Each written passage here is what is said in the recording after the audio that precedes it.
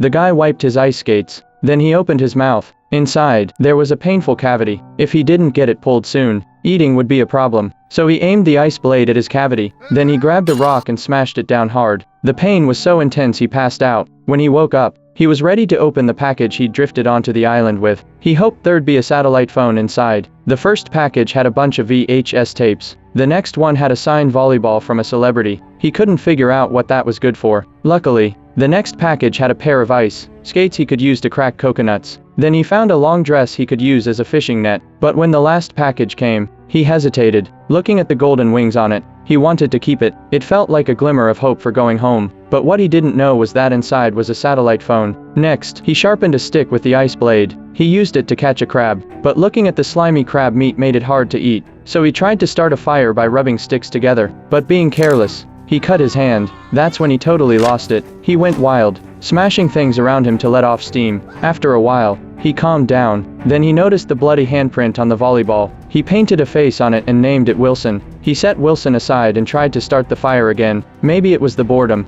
but he started talking to Wilson. The wood began to smoke from all the rubbing. By night, he had a fire by the sea. Not only did he get to eat delicious roasted crab, but he also gained a new friend, Wilson. 4 years passed quickly. The guy turned into a wild man. He wouldn't starve, but the loneliness was unbearable. He even thought about ending his life. But remembering his wife, he chose to stay strong. To combat the loneliness, he gave Wilson some hair. He imagined him as a living person. Then one day, he found a piece of metal floating in the sea. That metal gave him hope to escape the island.